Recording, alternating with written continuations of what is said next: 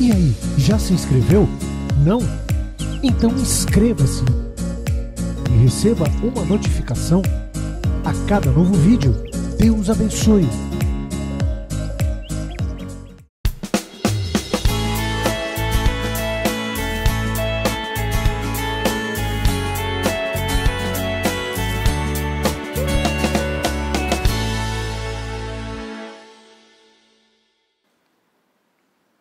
Quando nós falamos de Davi, o que vem à tua mente?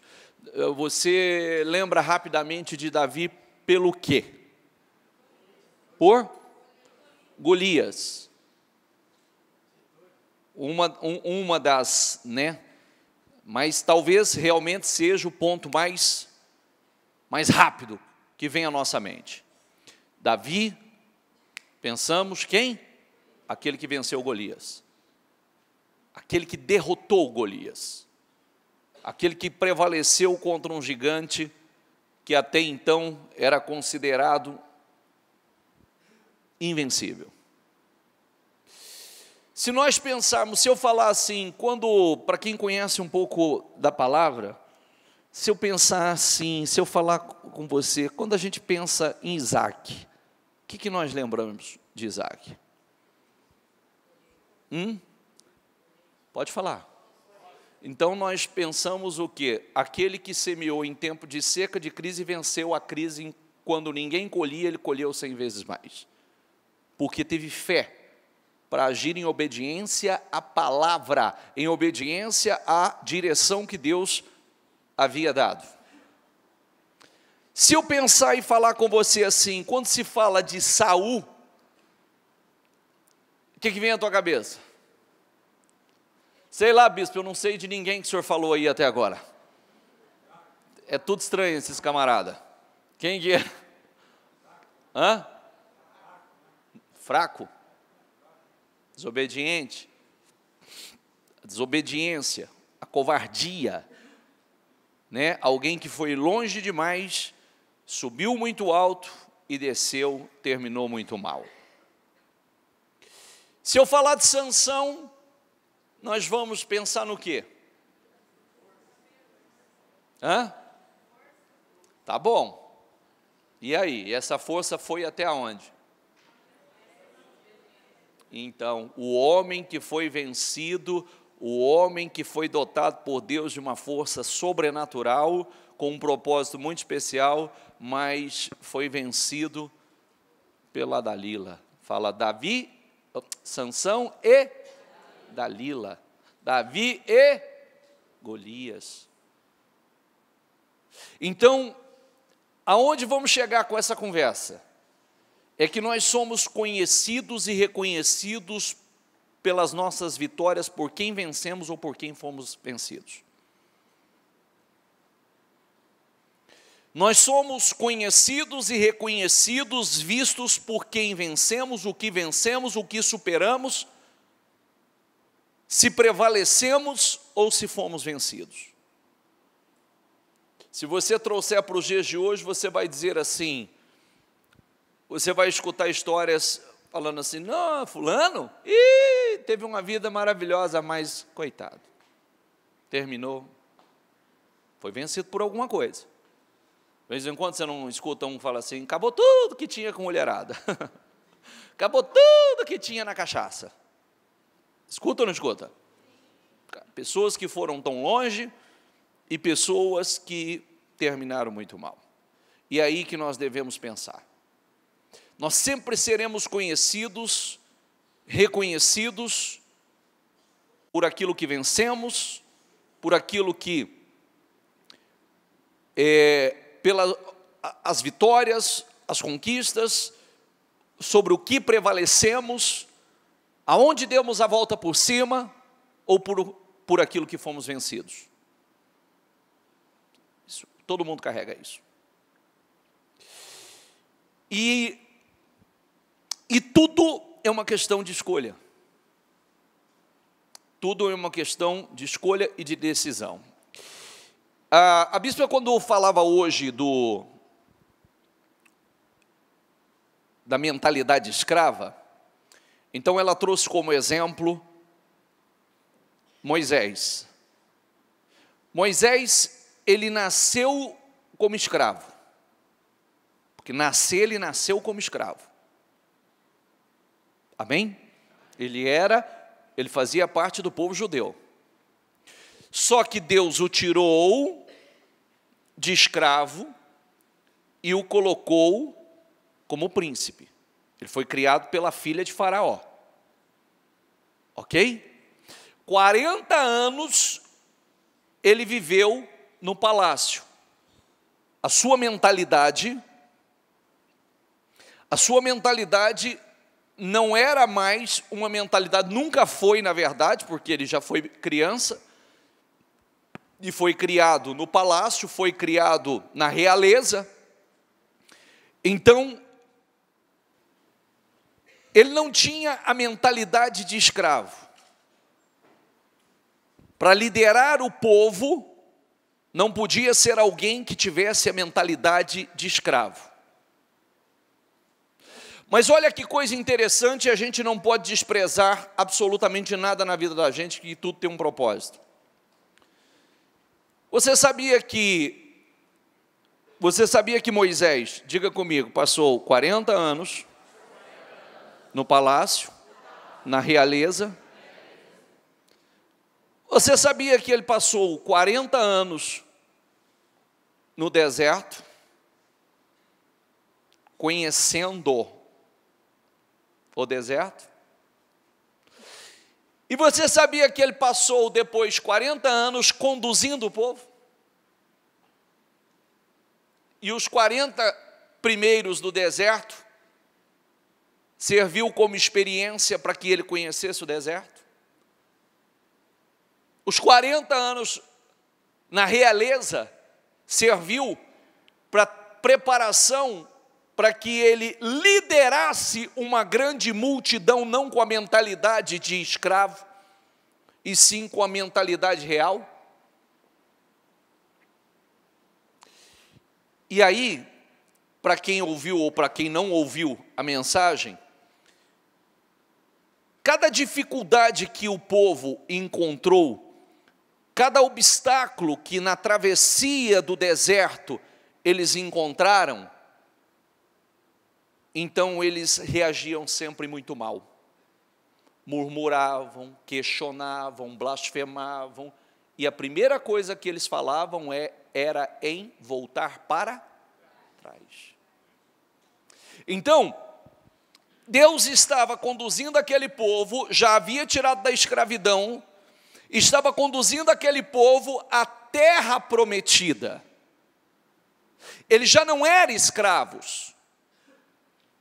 Eles já não estavam mais gemendo, padecendo, sendo humilhados como escravos, como a Bíblia diz. A vida deles já não estava amarga, como a Bíblia diz que os egípcios tornaram a vida deles amarga. Só que a cada dificuldade, a cada obstáculo, eles reagiam com a mentalidade, diga comigo, de escravo.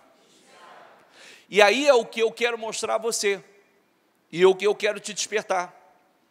Porque eles agiam e reagiam de uma forma que não era a mesma de Moisés. Moisés, que estava vivendo a mesma situação que eles, passando pela mesma situação, pelas mesmas necessidades, não tinha a mesma reação que eles. Porque um tinha mentalidade escrava, outro tinha mentalidade da realeza. A mente não era escrava. Então, enquanto alguns reclamavam e se lamentavam, com saudade do pepino, da cebola, do alho poró, porque eles falavam isso mesmo, não é brincadeira não. Eles falavam, ai que saudade do pepino, ai que saudade do alho poró, ai que saudade da cebola, da melancia, dos melões, de coisas pequenas.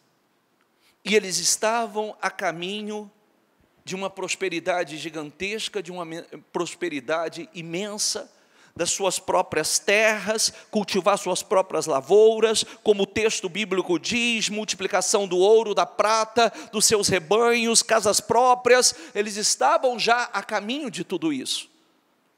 Só que a cada dificuldade, a mentalidade que nunca foi renovada, que, como nós sabemos, era como se toda aquela glória que eles presenciaram, era como se as 10 pragas do Egito, era como se, quando nós falamos das 10 pragas, todo mundo conhece as 10 pragas, já ouviram falar. É uma manifestação sobrenatural do poder de Deus que todo mundo viu.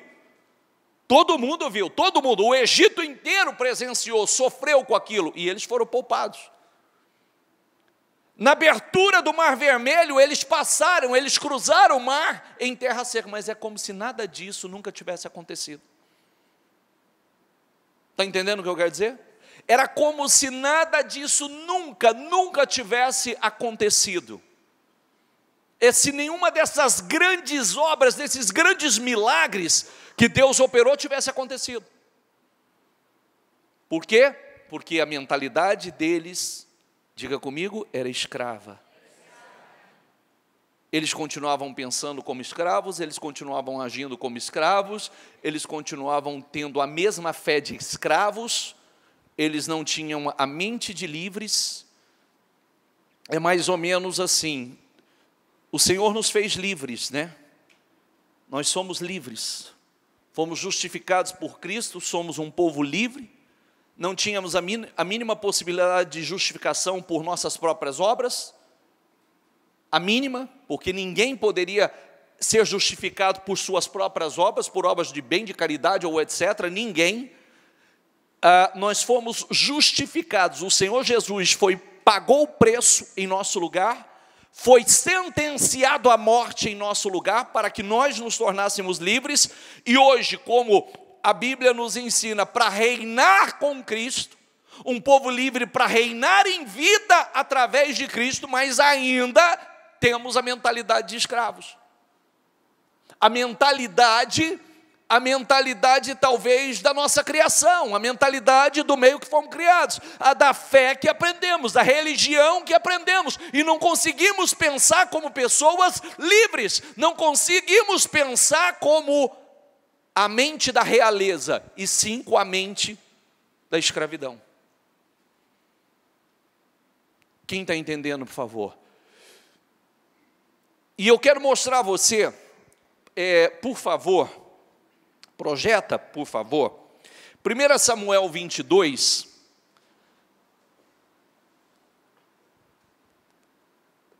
eu perguntei, né, quando fala-se Davi, primeira coisa que vem, Davi derrotou Golias. Tá, como se essa fosse a única batalha que ele enfrentou. Não. As batalhas de Davi foram imensas, as guerras de Davi foram imensas, as lutas e perseguições que Davi enfrentou foram gigantescas. Dentre elas, Davi fugiu da cidade de Gate e foi para a caverna de Adulão. Quando seus irmãos e a família de seu pai souberam disso, diga comigo, foram até lá para encontrá-lo. Também juntaram-se a ele todos os que estavam, diga comigo, todos os que estavam em dificuldades, os endividados, os descontentes, e ele se tornou o líder deles. Havia cerca de 400 homens com ele. É lindo isso de se ver, porque tanto Davi, quando a gente escuta falar de Davi e de Jefté, você vê que Davi, num ato, fugindo do rei, fugindo de um rei invejoso, de um rei fraco, de um rei ciumento, né, que o rei fez dele seu inimigo, e ele nunca foi inimigo do rei, ele era um aliado do rei, mas por inveja e por fraqueza, por medo de Davi assumir o seu lugar, então ele se tornou inimigo e passou a fugir, a perseguir Davi, querer matar Davi. E Davi, para não confrontar com o rei, né, que sempre foi um homem muito correto, justo, nunca aceitou, né, tocar no rei, como nós já estudamos sobre isso, Então ele fugiu do rei.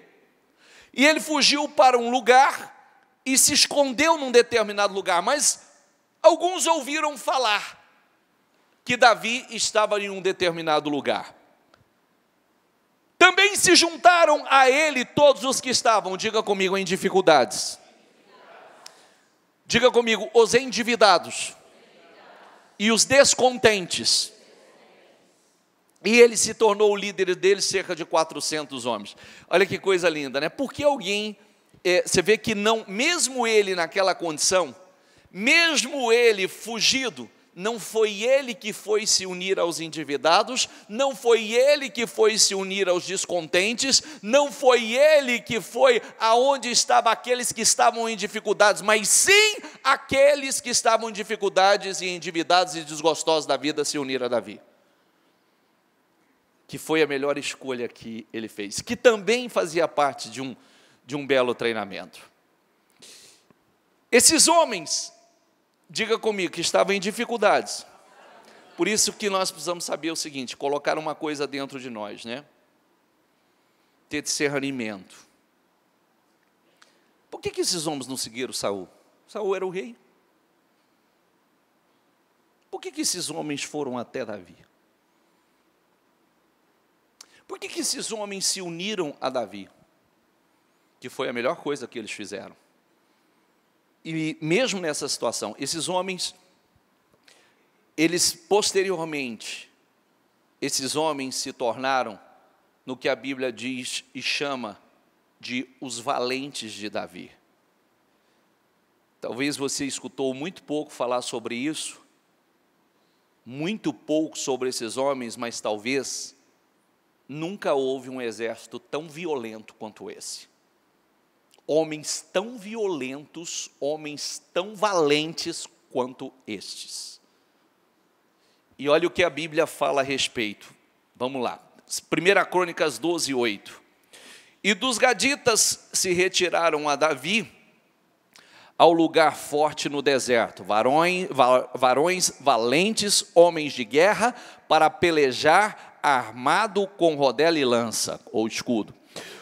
Os seus rostos eram, diga comigo, como rostos de leões, e eles eram ligeiros como corças sobre os montes. Todos esses de Gad eram chefes do exército, diga comigo, com toda a sua fé, por favor, diga, o menor valia por 100. Diga aí, o maior enfrentava 1000. O menor valia por 100, o maior valia por 1000. Que nós já pregamos sobre isso, né? Como pode um homem, e eu penso que todos nós deveríamos orar por isso, né? O que 100 faria, um homem faz. O que 1000 faria, o maior faz. É poderoso isso. É poderoso. E aí, vamos lá. 2 Samuel 23, 8. Estes são os nomes dos principais guerreiros de Davi. Jabezão, um tequemonita, chefe dos 3 guerreiros principais. Uma ocasião, com uma lança, enfrentou 800 homens numa mesma batalha e os matou. Depois dele, Eleazar, filho de Aoita Dodô, ele era um dos 3 principais guerreiros e esteve com Davi quando os filisteus se reuniram em Pas-damim para a batalha. Os israelitas, diga comigo, recuaram, ou seja, fugiram. Mas ele manteve a sua posição e feriu os filisteus até a sua mão ficar dormente e grudar na espada. O Senhor concedeu, diga comigo, o Senhor concedeu uma grande vitória a Israel naquele dia. E o exército voltou para onde Eleazar estava, mas somente para saquear os mortos. Você vê que enquanto o exército fugiu, esse homem permaneceu ali e enfrentou, e você veja que Deus deu a vitória através desse homem, Deus deu a grande vitória a Israel. Você vê que o quanto é importante a palavra enfrentar. Diga comigo, enfrentar. O quanto é importante você enfrentar, encarar, não fugir, não recuar. Porque quando nós falamos de Davi, nós também falamos de alguém, enquanto o exército de Israel inteiro fugia de Golias, ele foi o único que teve coragem para, diga comigo, enfrentar. Foi o único que teve a coragem para enfrentar enquanto todo o exército fugia. E foi através dele que Deus deu a vitória. Aqui foi através de um que Deus deu a vitória e o grande livramento à nação inteira, porque aquele um não fugiu, enquanto todo mundo fugiu, diga comigo, enquanto todos, isso nos faz pensar, viu? Não corre na direção de todos, não. Isso nos faz pensar. Você vê que tem pessoas que têm um espírito diferente. Enquanto todo mundo está se acovardando, enquanto todo mundo não acredita mais, tem aquele que acredita, tem aquele que permanece na posição. Tem aquele que luta porque acredita que Deus vai dar vitória. Tem aquele que já dá a causa por vencida. Quando o exército fugiu, é porque já estava dando a causa por vencida, não acreditava que pudesse vencer.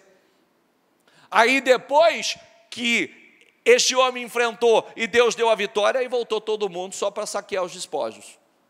Aí é fácil, aí todo mundo volta, né? Está morto, então, vamos lá. Depois dele, Samá, filho de Agé de Arar, os filisteus reuniram-se em Leí, onde havia uma plantação de lentilha.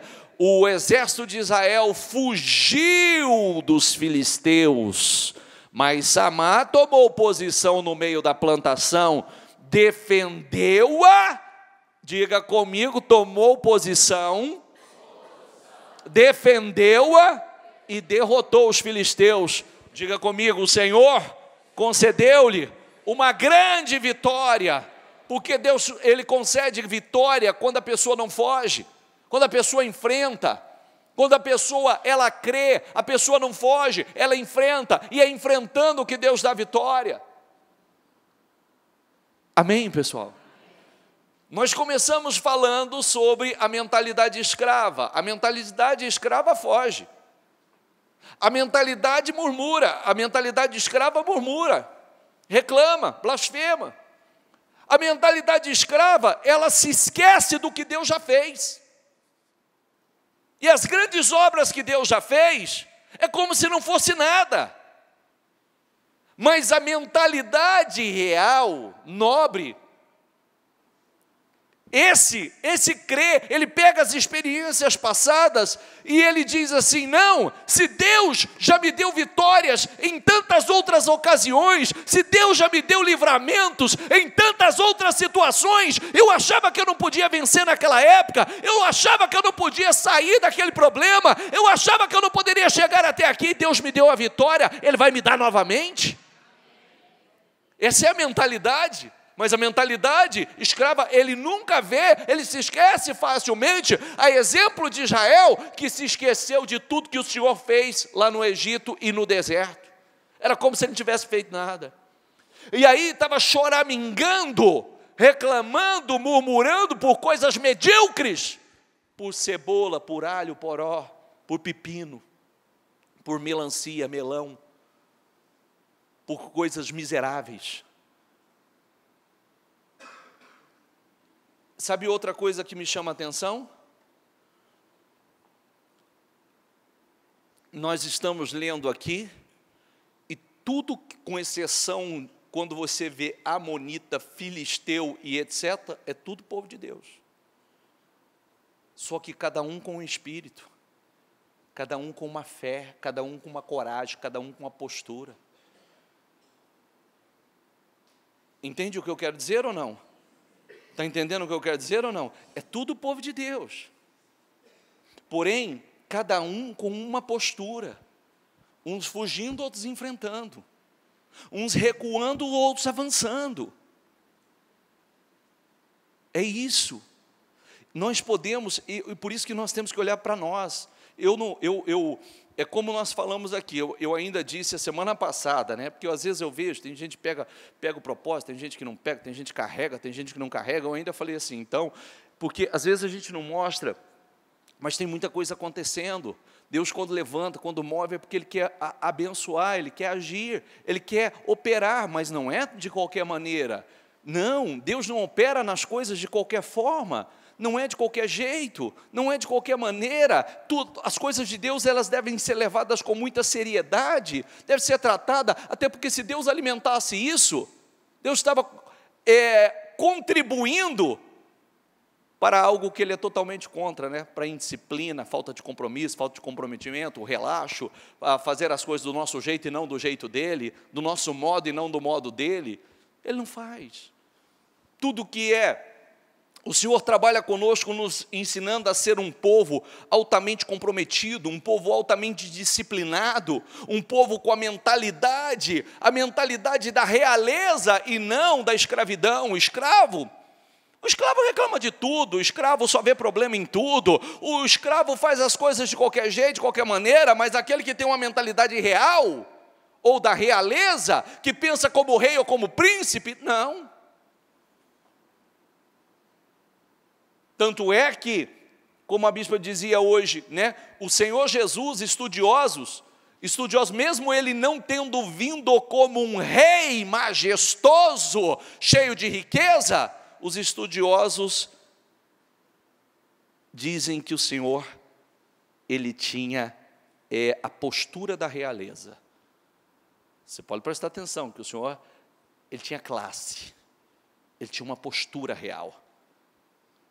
Ele era independente se Ele não veio com a postura de um rei terreno, cheio de glória, de honra, de riquezas, que até por isso isso também tem um propósito, porque era muito fácil aceitar Jesus, um rei poderosíssimo, trilionário, de uma fortuna imensurável. Todo mundo queria, né?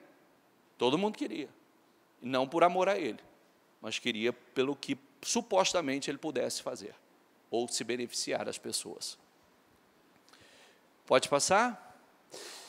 Absai, irmão de Joabe e filho de Zeruia, era chefe do batalhão dos 30. Certa ocasião, com sua lança, matou 300 homens, tornando-se tão famoso quanto, diga comigo, quanto os 3. Foi mais honrado que o batalhão dos 30 e tornou-se o chefe deles, mas nunca igualou-se aos 3 principais guerreiros. Você vê que é os 30 que se destacam, mas os 30 se destacaram, mas não chega ao nível dos 3. Dos 3 tem um que se destaca ainda mais pela sua coragem, pelas suas habilidades, Mas por que nós lemos isso aqui? Porque nós lemos que esses homens endividados, homens desgostosos, homens em dificuldades, se uniram a Davi. Não foi Davi que se uniu a estes homens. Estes homens se uniram. Davi não foi contagiado ou contaminado por homens em dificuldades. Davi não foi contagiado ou contaminado por homens desgostosos.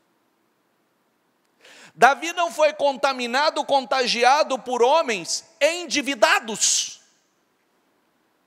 Mas sim, esses homens foram contagiados pelo Espírito que estava em Davi.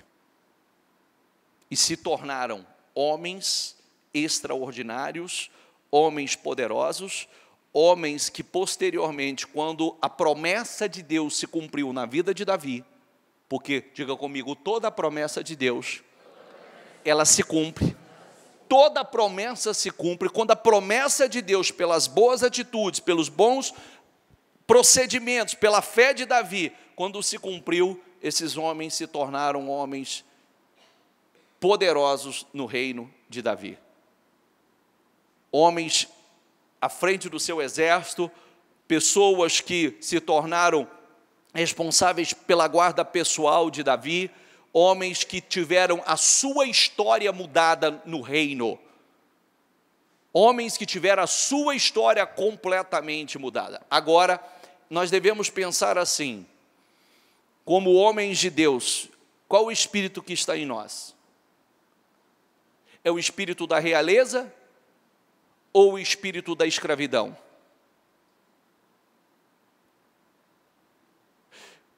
Qual é o espírito que está em nós? O espírito da covardia ou o espírito que enfrenta? O que recua ou o que avança? O que foge ou o que luta? Qual é o espírito que está em nós? Porque isso vai determinar. Nós seremos conhecidos pelo quê? Pelo aquele que fugiu? Pelo aquele que se entregou? Que foi vencido por um problema? Ou aquele que venceu?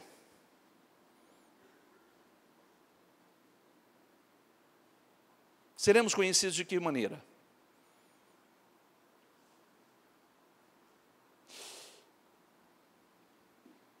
Por isso que nós temos que nos envolver com as pessoas certas, com a coisa certa.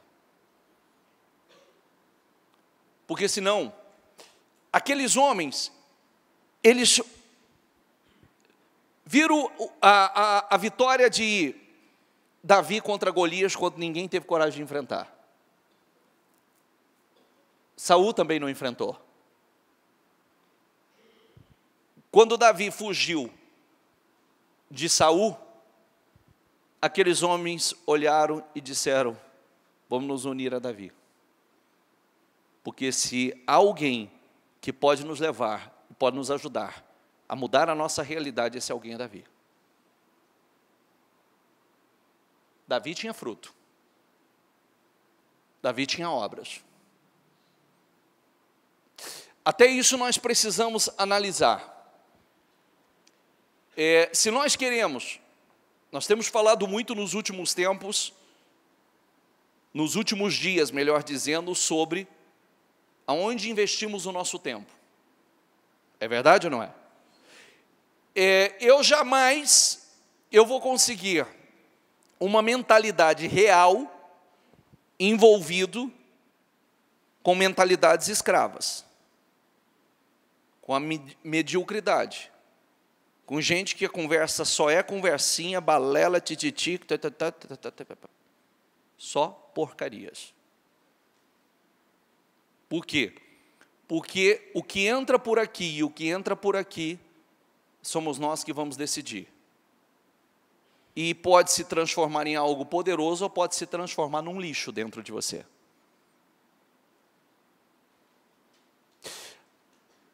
Diga comigo, a fé vem do ouvir, e do ouvir a palavra. A incredulidade também. Depende do que você escolher ouvir. A palavra, ela é poderosa. Quando você ouve a palavra, ela entra gerando poder dentro de você. Mas você pode escolher, você tem a liberdade para escolher ouvir outras coisas. Que ao invés de te fortalecer, vai te enfraquecer. Ao invés de o levar para uma mentalidade real, quando eu digo real, estou falando nobre, de príncipe, que é o que o Senhor, daqui a pouco eu leio para você, que é a mentalidade real de príncipe, ou a mentalidade escrava. Depende o que eu colocar para dentro, o que eu olho, o que eu ouço, o que eu decido, com quem eu me envolvo, a quem eu resolvo escutar. É simples. Enquanto Moisés estava levando esse povo à terra prometida, pela mentalidade deles, pelas dificuldades, a ausência da fé, a incredulidade que estava neles, então eles estavam fazendo os seus movimentos internos, e dizendo, vamos levantar um líder que nos leve de volta para o Egito. Leva de volta para onde, por favor? De volta ao encontro do quê? Do alho poró, do pepino, porque essa era a parte boa, porque eles se esqueciam, porque quando você lê em Êxodo, leia lá, por favor, Êxodo 1, 2, 3, você vai ver que o texto diz que eles faziam tijolos, eles eram oleiros. Sabe o que é um oleiro, né? Sim ou não? Faz tijolo, faz barro, massa. O serviço sujo do Egito era deles. Eles eram escravos. Então, o texto diz que os egípcios fizeram a vida deles amarga. Amargaram a vida deles. Mas eles queriam voltar para a vida amarga. Eles, pela incredulidade, eles não acreditavam, já estavam a caminho, já eram livres, estavam a caminho da terra prometida, da terra que mana leite e mel, das suas casas próprias, trabalhar nas suas próprias terras, plantar suas próprias lavouras, cultivar as suas próprias lavouras, os seus próprios rebanhos, mas a cada dificuldade, eles só pensavam em voltar. Voltar para a velha vida, para a velha escravidão, para a velha... Está entendendo onde eu quero chegar? Se você não tiver cuidado, você pode se pegar, a cada dificuldade, você já está livre em direção a uma vida gloriosa, vitoriosa, está cortando o teu deserto, em direção à tua terra prometida, e a cada dificuldade, porque no deserto é um treinamento também, o deserto é o treinamento da obediência, é o treinamento de fé, é o treinamento da dependência de Deus, é viver do maná, é clamar para que saia água da rocha, é esperar realmente em Deus, é o treinamento. Imagine, se esse povo saísse de lá com essa mentalidade de entrar na terra prometida, jamais serviriam a Deus. Jamais, seria um povo, como mesmo assim, muitos ainda voltar a estaca zero. Pode passar, por favor? Pode. Eu vou terminar essa parte, porque aí tem mais coisas aí, e mostra aqui os feitos desses homens, né? Passa o versículo, pode aí mesmo, passa o próximo, só para terminar. Mais um, por favor. Está aqui, esses foram os grandes feitos de Benaia, filho de Joiada, que também teve fama como os 3 principais guerreiros de Davi. Foi mais honrado do que qualquer dos 30, mas nunca se igualou-se aos 3, e Davi lhe deu o comando de sua guarda pessoal. Homens que foram extremamente abençoados através da liderança de Davi. Amém, pessoal? Fechando aqui só esse raciocínio, você pode ter sido criado em um ambiente hostil, uma criação horrível, péssimos exemplos, uma péssima educação. Você pode ter sido criado e ensinado numa religião que não te trouxe nada de bom, uma religião que só te escravizou. Você pode ter passado por situações no decorrer da sua história, da sua vida, terríveis. Só que a partir de Cristo, é para que aconteça assim. É que, a partir do Senhor, nós não somos mais escravos. Nós não temos mais a mentalidade de escravos, nós passamos a pensar como Cristo. Não uma mente escrava, mas uma mente livre. Não um povo com a mentalidade escrava, mas mentalidade real, da realeza, da nobreza, e não a mentalidade ainda de escravos. E eu vou mostrar isso para você, Romanos 12, 2, que diz assim, diga comigo, não se amoldem ao padrão deste mundo, diga, mas transformem-se pela renovação. O que está escrito ali? Não, anterior, é importante que você entenda isso e veja com muita lucidez, transforme em si, Transformem-se pela renovação da sua mente, para que sejam capazes de experimentar e comprovar a boa, a agradável e perfeita vontade de Deus. Não se amoldem ao padrão deste mundo. Você não pensa como o mundo, você não pensa como a maioria, você não se deixa levar pelos questionamentos, as lamentações, você não é como pode muitas pessoas, muitos que você conhece, ser os desgostosos, os em dificuldades, endividados, que eles têm um vocabulário, eles têm um espírito, eles têm um linguajar, eles têm uma maneira de olhar para a situação, mas você também pode até estar como Davi estava em fuga, mas o espírito dele, a mentalidade dele não era de escravo. A mentalidade dele não era de um desgostoso, um em dificuldade, um endividado. A mentalidade dele era de realeza. Era alguém que confiava em Deus, que confiava nas promessas de Deus e sabia que Deus ia mudar e cumprir com aquilo que havia prometido a ele. Tanto é que cumpriu. Ele se assentou no trono, se tornou um rei poderoso, mas fruto daquela caminhada.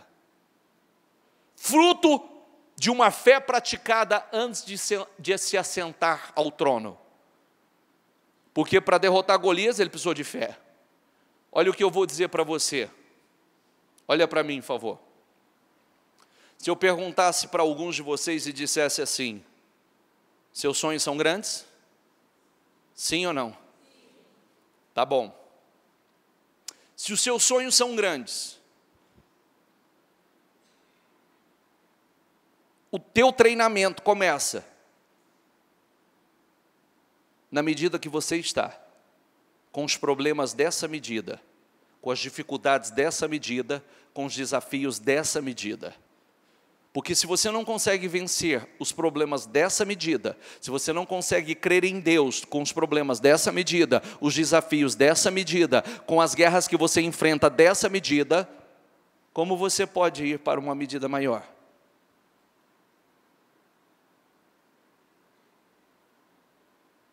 Está entendendo o que eu quero dizer?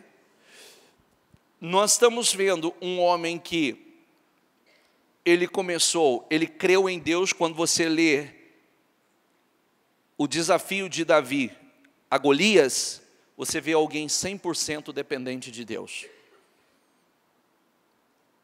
Você já parou para estudar esse texto ou não? Samuel 17, faça isso por favor. Que tudo que ele escutou foi: você não pode, você não consegue, você é jovem demais. O que você está fazendo aqui?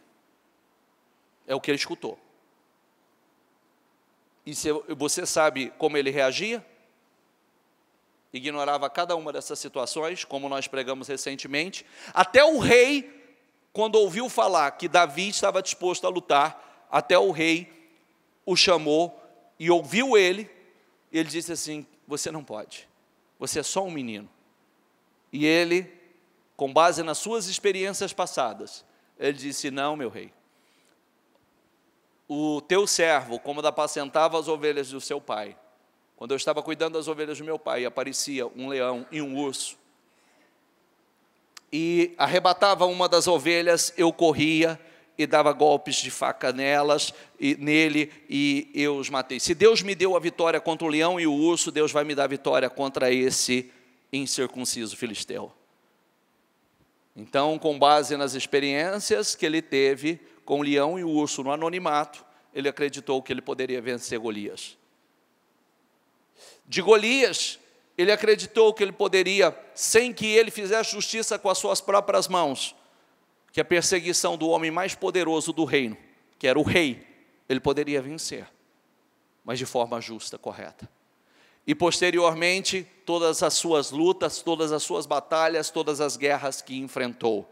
Então, em cada medida, ou nós aprendemos a viver por fé, ou nós passamos por esse treinamento e confiamos em Deus na medida que nós estamos, ou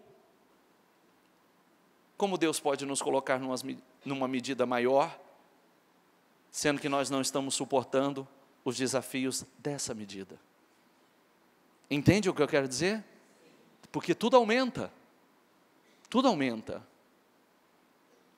Você cresce, você não é favorecido só pelo crescimento, os benefícios do crescimento. Quando você cresce, quando você avança, quando você conquista coisas maiores, você é mais perseguido, você é mais caluniado, você é mais traído, mais decepcionado.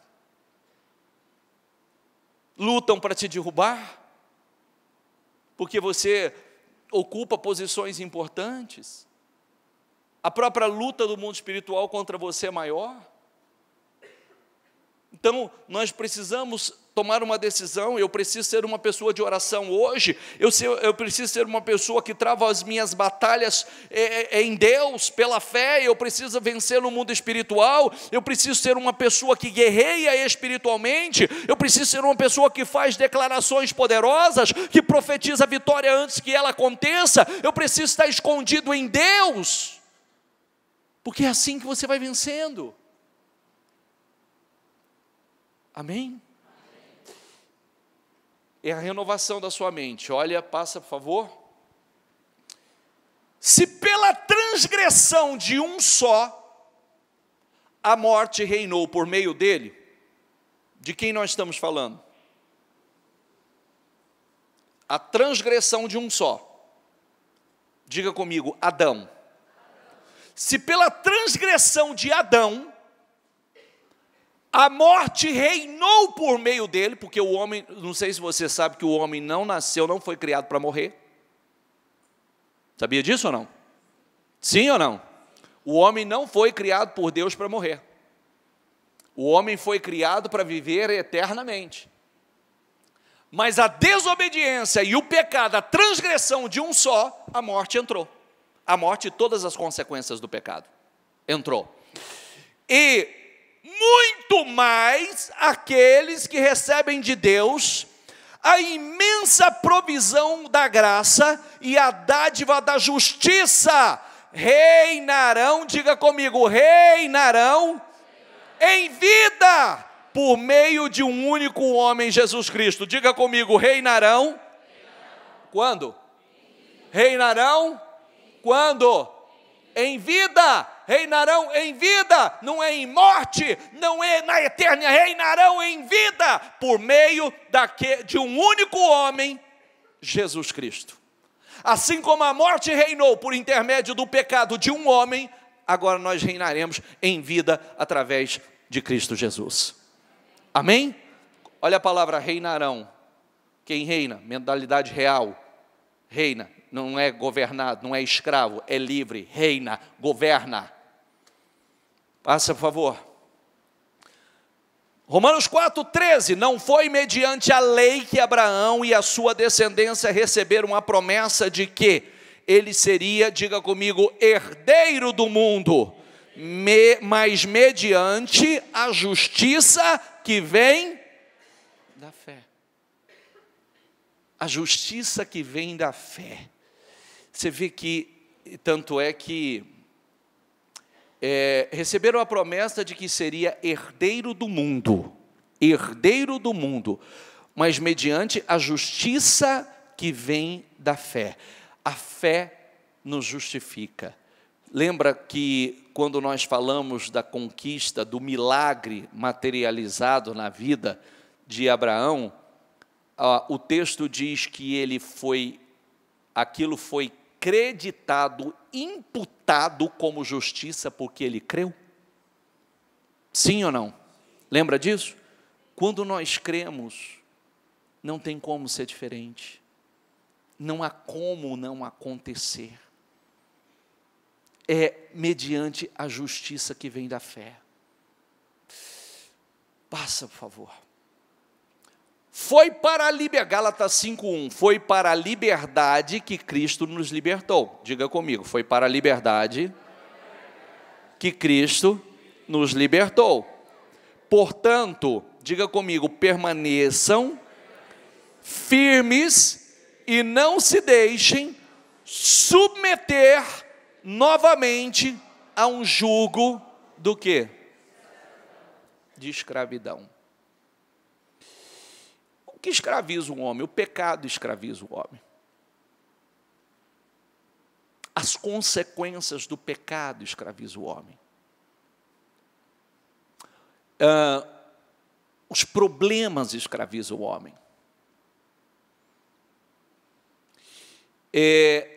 Existem quantas pessoas escravas de uma mentalidade que torna a vida daquela pessoa uma vida medíocre. A forma da pessoa pensar, as escolhas que a pessoa faz, são sempre escolhas que faz com que ela permaneça no jugo da escravidão. E nós fomos chamados para a liberdade. Você foi chamado para a liberdade que Cristo nos libertou. Não para viver como escravo, mas um povo livre. Passa, por favor. Romanos 8,15. Pois vocês não receberam, diga comigo, um espírito que os escravize para novamente temerem. Diga comigo, mas receberam o espírito que os adota como filhos, por meio da qual clamamos Abba Pai. Vem cá, pensa comigo. Vocês não receberam um espírito que os escravize para novamente temerem, mas receberam o espírito que os adota como filhos. Imagine, você se sente um filho de Deus? Sim ou não? E aí pense comigo, é como a bispa falava hoje, né? A bispa lembrava hoje, porque eu tive há 3 anos atrás, 3 anos, aproximadamente isso, se não me falha a memória. Ela estava lembrando que eu venho de uma família de muita prosperidade, e meu pai teve várias fazendas, e tinha uma fazenda específica nossa, que é aqui na margem do rio Paraná, Mato Grosso com São Paulo com Minas Gerais, e essa fazenda, parte da nossa vida, nós fomos criados nessa fazenda. E meu pai, pela sua prosperidade, meu pai cresceu, meu pai conquistou seu avião, fez curso, tirou o brevet, conquistou seu avião particular, construiu na fazenda uma pista de avião. A fazenda era uma fazenda muito bem estruturada, muito bem montada, e tinha pista, tinha serraria, tinha os barracões, e ela estava lembrando dessas coisas, e meu pai sempre foi um cara de ostentar muito, então na nossa fazenda, eu tenho essas lembranças na minha memória. Na nossa fazenda, o que você vê de festa do peão acontecendo aí na cidade, meu pai fazia na fazenda. A região inteira vinha, ele pegava da serraria, construía arquibancadas, né, e rodeio, festa de peão acontecia na nossa fazenda. E a gente, como criança, né, então vinham as barracas, os doces, os pastéis, os brinquedos e tal, e a gente, como filho do dono, desfrutava de tudo na faixa, né? Se beneficiava, né?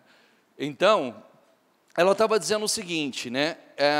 E lembrando disso, porque há 3 anos, aproximadamente, eu tive uma curiosidade, eu tive um desejo de ver como estava isso, onde a gente foi criado, E um dia eu liguei para ela e falei assim, eu estou com vontade de levar o nosso pai para ver, né? Dar uma volta ali na região, ver como é que está aquilo. Eu percebo nele que ele tem essa curiosidade.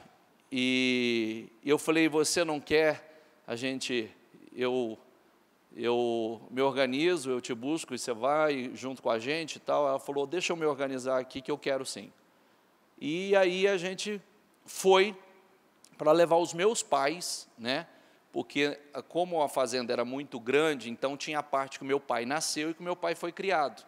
E depois tinha a parte que ele herdou posteriormente, e aí nós fomos criados, né? Então tinha a fazenda que era do meu avô, e depois a fazenda que era nossa.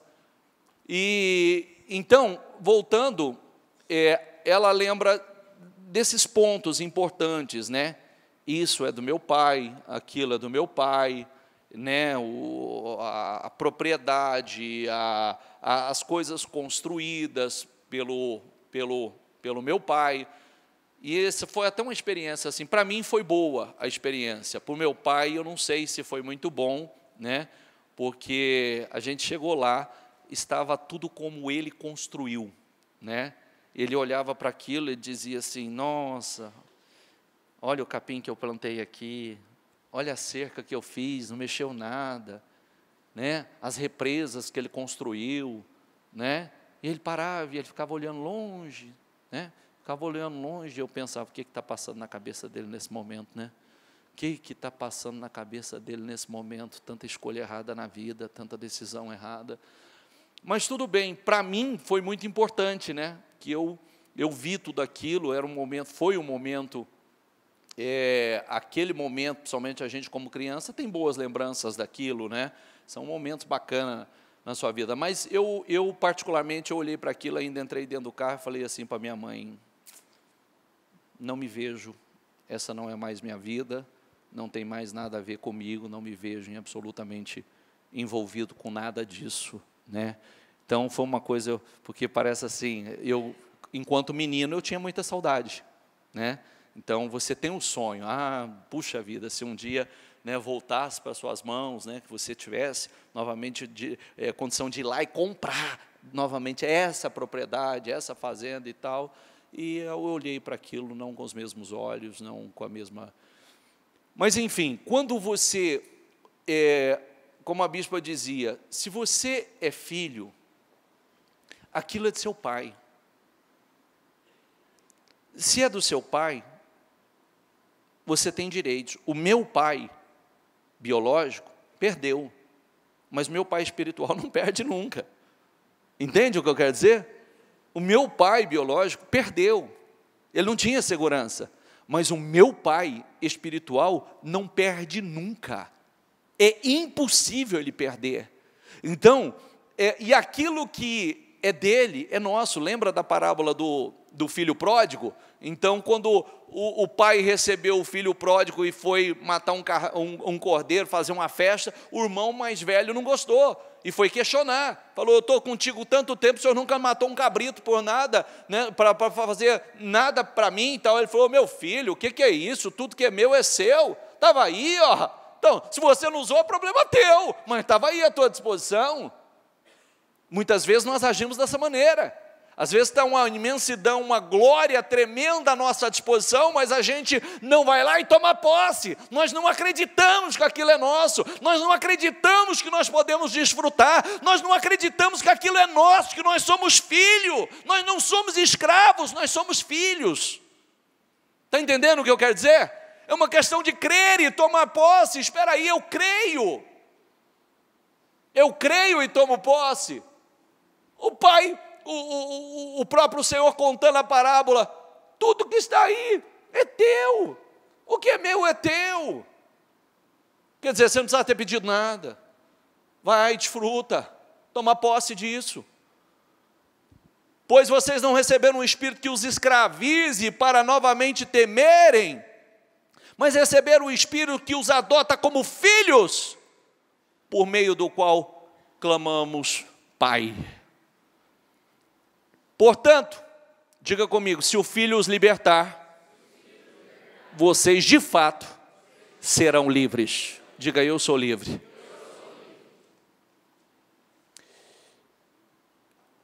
O Espírito do Senhor está sobre mim, porque Ele me ungiu para pregar boas novas aos pobres. Ele me enviou para proclamar liberdade aos presos e recuperação da vista aos cegos, para libertar os oprimidos. Mais uma vez, é só libertação, liberdade, mudança. Nós temos que pensar com a mentalidade real, de reis, príncipes, e não com a mentalidade escrava.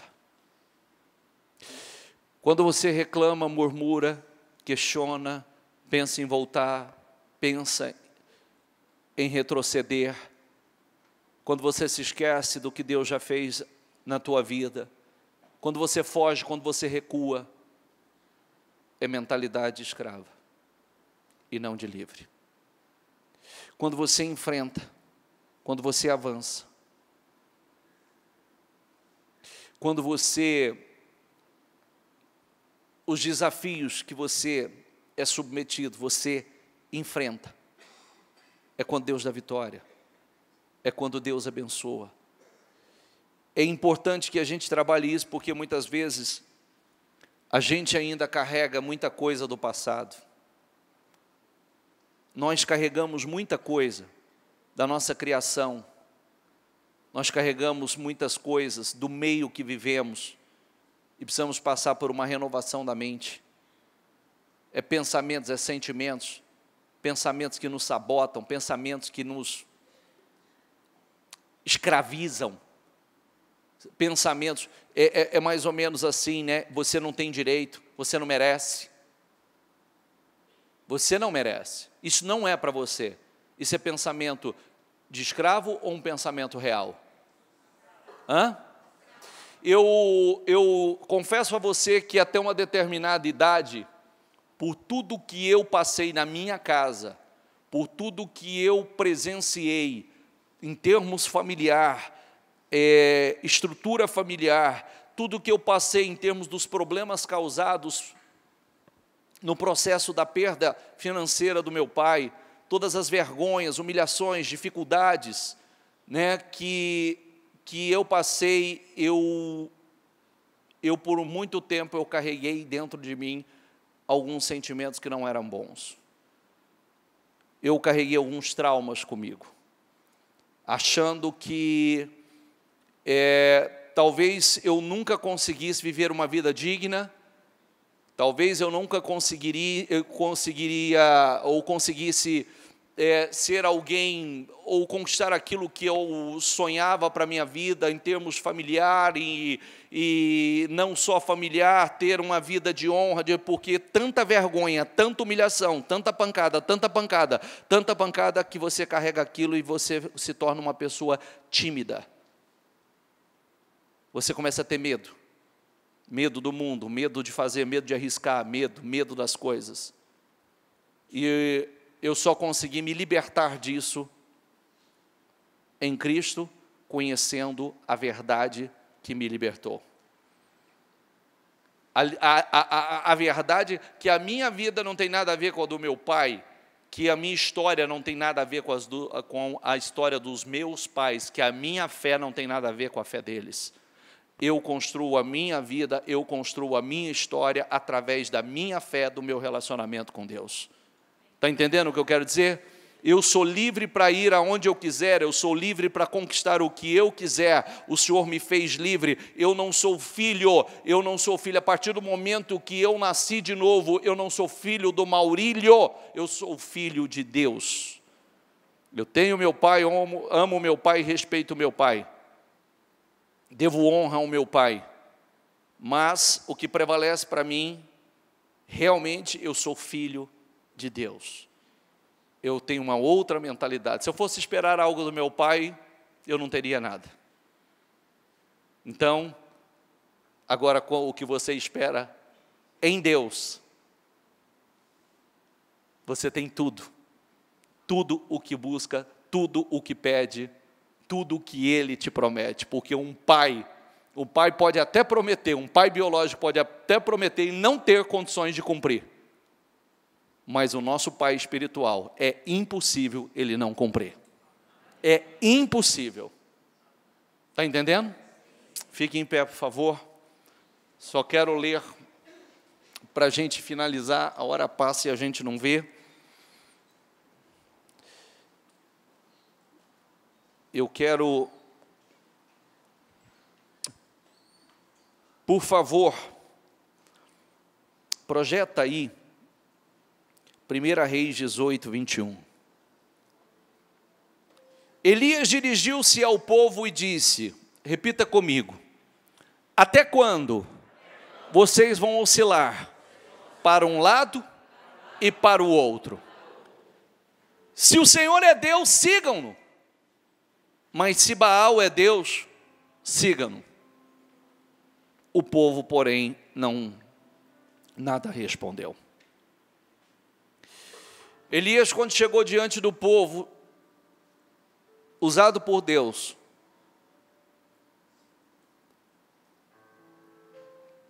Elias disse, até quando vocês vão oscilar em dois caminhos e em dois pensamentos? Há momentos que vocês estão buscando a Deus com toda fé e fervor, há momentos que vocês estão buscando a Baal, há momentos que vocês creem em Deus, há momentos que vocês creem em Baal. Até quando? Não podemos cochear em dois caminhos, em dois pensamentos. Enquanto cocheamos em dois caminhos, em dois pensamentos, a chuva, fazia mais de 3 anos que não chovia nessa terra. Enquanto eles permaneceram cocheando em dois caminhos, em dois pensamentos, não choveu na terra. E quando nós falamos não choveu, nós estamos falando a terra não prosperou. Nada de bom aconteceu. Há momentos que Deus, Ele nos coloca nessa posição. Até quando?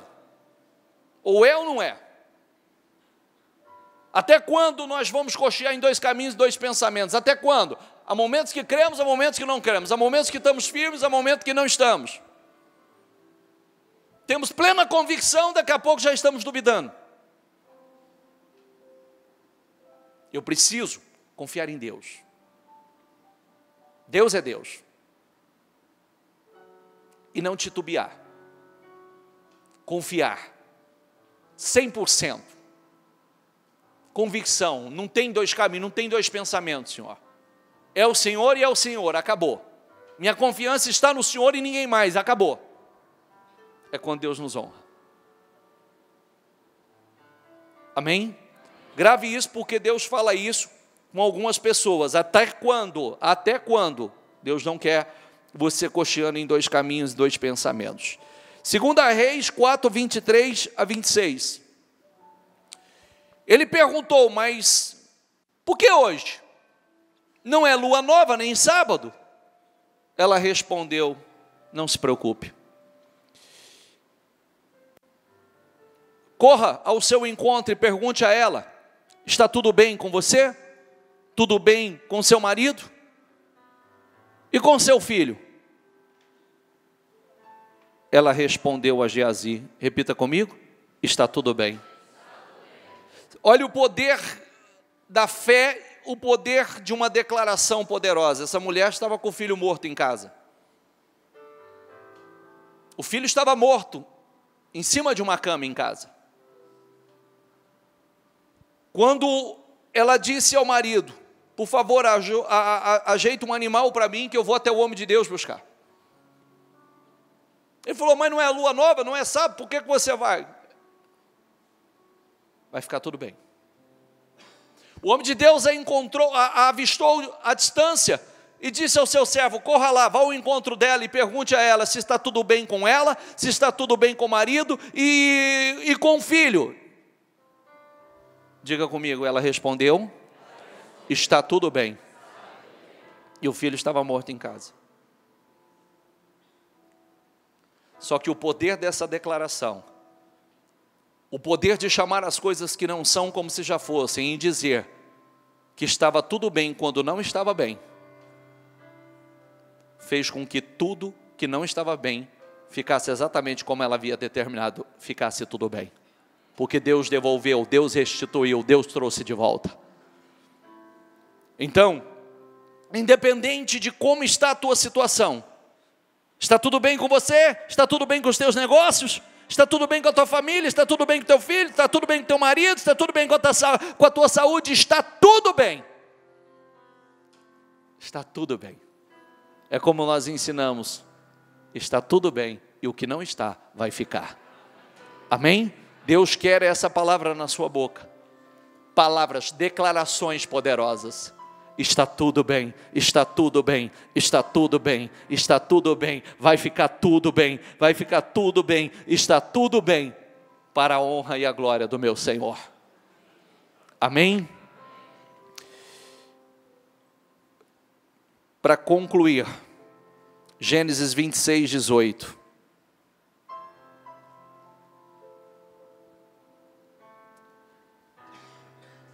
Isaac reabriu os poços cavados no tempo de seu pai Abraão, os quais os filisteus fecharam, depois que Abraão morreu, e deu-lhes os mesmos nomes que seu pai lhe tinha dado.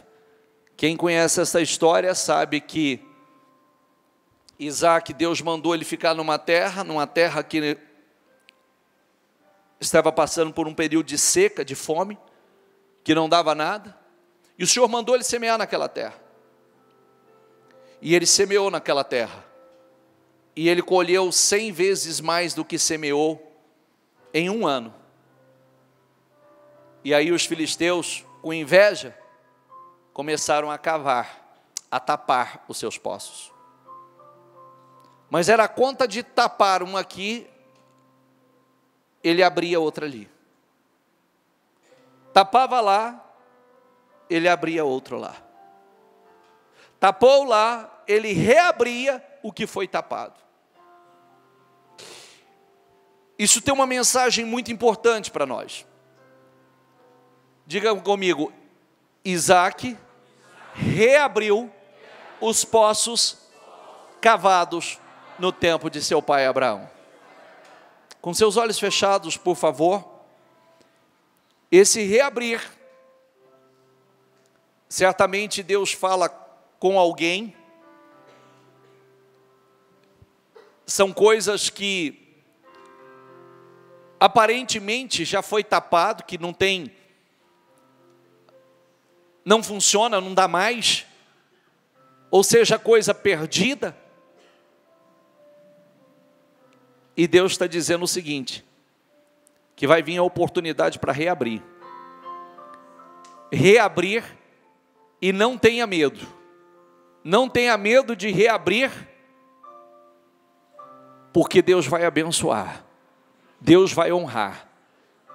E independente se tentar entulhar seus poços, cava outros, porque Deus vai abençoar. E se tentar entulhar novamente, cava novamente, porque Deus vai continuar abençoando. E no fim, quem vai prevalecer é você. Creia nisso.